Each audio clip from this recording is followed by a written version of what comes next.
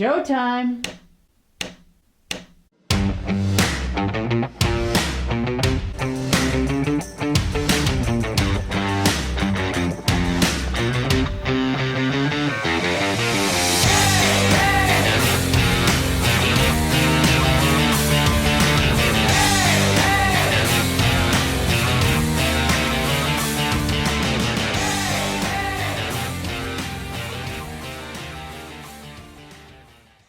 Welcome, everyone, to the Rosie and Bill Show. We are Zoom-powered again this week, and if you've watched our show for any length of time, you know that we love to feature inspirational and positive people.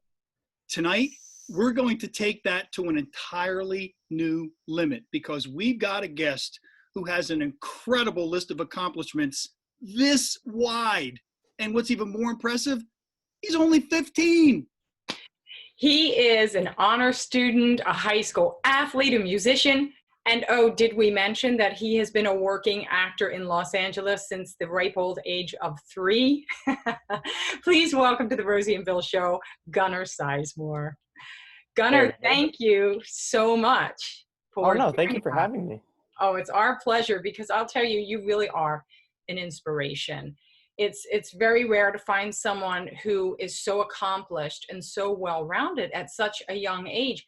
How do you manage to not only do so many things, but to excel at them? Well, I think I found a few things that I'm good at. There are definitely a lot more things that I'm not that good at, but I found little parts of a few things that I can build on. So for example, with a sport, I have pretty good hand-eye coordination. So start with that, and then I just build my way up. But it all comes through effort. And great time management. I have known Gunnar for a long time. I guess, Gunnar, should we tell the secret that I'm your godmother? But Gunnar, you're great at the guitar. Thank you. And you're auditioning and you're doing a lot of different things at once. So you must really manage your time well. Either that or your parents help you manage your time well. What do you think? Well, I've had to learn how to prioritize myself a lot and find what I find most important in my life. So whatever I think is most important at the time, I'll make sure that I work on that a little bit more than everything else. And then for example, if I have a school event and an audition on the same night, and I'd rather want to go with my friends, I'll go with my friends because I'm not going to get to do that when I'm older. That's wonderful. It does sound like you have your priorities in order. And you're wise beyond your years, that's for sure. Now speaking of these years, and Rosie mentioned, how far back it was that you started your acting career. So I have to ask, do you even remember what your first role was all those years ago? Yeah, I do remember my first role. It was in a Juicy Juice commercial. Aww. And I had a little cowboy hat on and a bib. And I was 3, but I was playing a baby because I was a small toddler. And I remember I wasn't too happy about the fact that I was playing younger, but I guess now when I'm older, I'll appreciate that more, that they'd cast me younger. That's so funny that you're even aware of that at that age. That you're like, well, hey, I don't want to wear a bib. That's funny. So, Gunnar, how much of an influence were your parents in you becoming an actor? I mean, your father's an actor. Your mother has done things on camera. She had her own fitness show called Fit Nation on Fit TV. How much of an influence were they? They were a huge influence. I mean, I didn't really know where to start or what to do, but I got to sit in and watch my dad, and that was like a master class. I had a front row seat. So I got to see everything behind the camera, in front of the camera. I basically learned for free because I had a little buddy to tag along with, my dad. So he taught me everything. And then my mom helped me definitely with my time management, and it was just a perfect blend. Now, you talked about the Juicy Juice commercial, and it's great that you can remember all those details. I remember that it wasn't all that long ago that you had another role that many people have seen you in when you were in the television series Nashville. So tell us about your role in that show and what was that experience like? I believe there was some guitar playing in that too, wasn't there? Yeah, there was. So I did Nashville in 2015. I shot from beginning of October to the end of December. So it was a long shoot. So we were away from home for 3 months, and it was difficult schooling wise. That was like the hardest part, but I was really happy to be there because I got to be there with my parents and meet some new people and have some great experiences. And I just remember it being a blast, and I loved playing music on the show. I played the son of a character named Gunnar, spelled exactly the same. Definitely no confusion at all. That's funny. Well, Gunnar, I remember your mother invited me to the set one day, and I was living in New York at the time, and I flew to Nashville. And the one thing that really struck a chord with me in watching you work is that you just didn't seem nervous at all. And your mom and I were like looking at each other like when they were ready to call action. We were so nervous, and you were cool as a cucumber. Do you ever get nervous? Yeah, I get nervous a lot. But when I'm doing something as important to me as that, something so expressive of myself, I don't feel nervous because it's just me being me. It doesn't feel like a job. It feels like something personal, like more personal than a job. And I think that's why I wasn't nervous, because I knew that it wasn't going to help me express this character and express myself. Now, Wow. speaking of, you just talked about, being a personal and not being nervous. You've worked with your father a couple times. You talked about, tagging along, at one time, but you've also worked with him. So what was that like? And were you nervous at all when you got to work with your dad? I think I was even less nervous when I got to work with my dad, because he can help me. Like if I don't understand something or if I don't get something, I don't have to be afraid to ask someone that I don't know. I've been with him my entire life. It's so easy to just ask for help from him, which is great. Do you work well together on camera? Because I know you have a great relationship off camera. Yeah, we work very well on camera. We lost. Did you try your best? Yes? Then I'm proud of you. Get out of here. Hey, champ.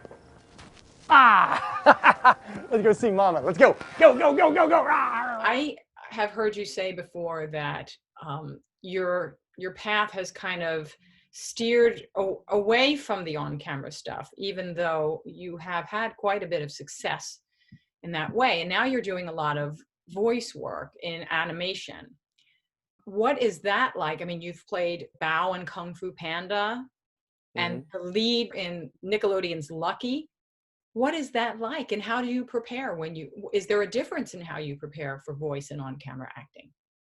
Well, I would argue that voiceover is more vocal performance based, because you don't have anything, you can't look at my face. So it doesn't matter what my face does. It's just all coming through in my voice. And that's very difficult to portray. So I usually end up reading the script a couple times, but I don't overanalyze it, because then it doesn't feel real. I want my performances to feel both grounded and cartoony, depending on what it's for. So I just have to find that right balance and work it. So yeah. Every day I get out of bed and I think, it's a brand new day. Today my luck is gonna be different. And you know what? Oh! I got this. I'm gonna go down there and charm everybody. Turn on that patented Bao charisma. Maybe pop my vest off, give him a little panda eye candy. You're so annoying. Can I rub my butt on it, huh? Does that count as touching a little butt rubbing? Whoops.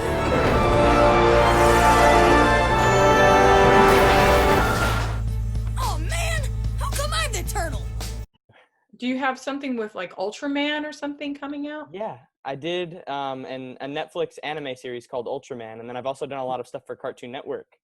Some of my biggest jobs have been with Cartoon Network, like Craig of the Creek and Ben 10. That is an incredible list. Like we said in the very beginning, this list of accomplishments and things you've done is so long. And just listening to you speak, Gunnar, it's so evident to me that you have such a grasp on things. You really are wise beyond your years, and it's just such a pleasure to hear. I just had to say that, because I think to do the things that you're doing, and as many of the things that you're doing, you really do have to be organized. You have to be grounded. You've got to be all those things, and you really are. So kudos to you, Thank you for that. One thing that I wanted to just kind of go back to a little bit, if we could. You mentioned about your hand-eye coordination, and you talked a little bit about sports. So if I was to ask you a couple of like rapid fire questions, just kind of going off on that road just a little bit, because I'm a big sports fan. What sport do you enjoy playing the most, and what sport do you enjoy watching the most? Basketball and basketball. Who's your favorite team? The Clippers. The underdogs of LA. I always found it hard to root for the Lakers just because they were always so good. I wanted a little bit of a challenge. I wanted to have somebody that I could identify with, because you're not always the best at something. Well, there's a team a little further east that can definitely be a challenge being a fan of. They're on the southeastern portion of Pennsylvania, the Philadelphia 76ers. Have you ever given them any thought? Oh, well, my mom's a huge Sixers fan. I mean, they've definitely improved the organization. They trusted the process. Yeah. They've picked up a couple great players, and they have a better shot at the title now than ever, I'd say. Are you disappointed? I'm sorry to interrupt you. Oh, you continue. Are you disappointed with the shutdown of everything, that there wasn't a playoff this year? Because I know that the Clippers and the Lakers were really kind of both contending. Yeah, I mean, it's difficult to come to terms with, but at the same time, it's not going to make anything better if we had the playoffs. There were a couple NBA players that were sick, so that would just make it worse in the long run. And I'd rather wait it out for another season than ruin it for a long time. Well, that's very mature and wise, for sure. Yeah, absolutely. So, Gunnar, I have a question. Now, this is kind of a sillier question, but I saw a picture of you once, and I think you were in a magazine called Tiger Beat. Yeah. Is that true? Yeah. So Yeah. when I was a wee little lass, they actually had that magazine. I didn't know, I was telling Bill about it. I didn't know it was still around all these centuries later. And I beat you to it, Bill. And so when I was young and we would read that magazine, anyone that was in there was considered a teen idol. Do you consider yourself a teen idol? Oh, no, not at all. Yeah, I don't think of myself that way at all. Like, I don't know. I keep myself accountable for everything, and I try to keep a good public image, but I don't think I'm an idol. Like, I don't put myself there. Kudos to you for that too, because that's genuine. It's clear that that's genuine what you just said, and that's how you feel. We just talked about the fact that, probably not going to be any basketball playoffs, but there's another aspect, I'm sure, that's kind of impacted you, and that's, school. So what is it like, dealing with that, given our current situation in terms of just getting schoolwork done and all that balance and things that you talked about before?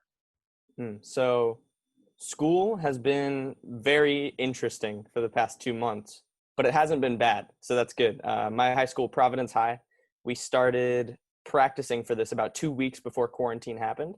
So we would go over it in class, and they'd show us what programs we're using, and they taught the teachers as well. So we've been really smooth since the beginning because we knew what we were doing. But it's also given me a lot more freedom in my schedule, because school days are only 5 hours long now, because it's just class instead of passing periods and a lot of breaks. So, I've had a lot more time to focus on what I want to do. So what are you doing in your downtime, Gunnar? Film study. I've been watching a lot of movies. I've watched about 50 films in the past month. Wow. Is that where you see your path leading? Like, if you were to write your own ticket? I see myself doing either voiceover or filmmaking. I really like screenwriting, so that's a big interest of mine. And I'm just trying to watch as much as I can and absorb as much as I can, so then I can pull for both my voiceover performances and for a possible career behind the scenes. Of all the movies that you've watched, are there any that really jumped out at you as, templates or models that you would want to maybe try to emulate somewhere down the road in that work? I've watched a lot of Spike Jonze movies. I think he's very interesting. I don't think there's anybody like him. And I don't know. I think he likes to play with emotions and love in such an interesting way that I might want to touch on that. Well, Gunnar, you are just tremendous. And really, this is such a sincere and authentic statement that you are an extraordinary young man. Thank you so much. And it's a pleasure not only to have you on the show, but to share kind of what you're doing to inspire other people to say that, you know what, if you focus and you put your mind to something, you really can accomplish a lot, and age really doesn't factor into it. So we're really grateful to have you on the show. I'm grateful to be here. This is amazing. And, you know, Gunnar, I have to give you credit for one other thing, too, that just hit me. My motto, if you were to go to our website, is never too late. But now that I've gotten to know you a little bit better, I'm going to add something to it. Is never too early. Yeah. That's true. Yeah. Well, we thank you so much for joining us. We loved having you. And well, you know, as you have projects coming up, once production comes back into some semblance of normalcy, we look forward to hearing what you're doing and having you back on the show. Awesome. I'd love that. Okay, that's a deal. Well, folks, thank you so much for joining us this week. Again, our guest, Gunnar Sizemore, and we look forward to seeing you next week. Have a great day. Clear the trail. Dry leaves. Number 2, cause of forest fires. I just saved your lives. I'm here to buy only one thing. The exclusive Sumo Slammer Mojo Dojo playset. That's no fair! Ugh.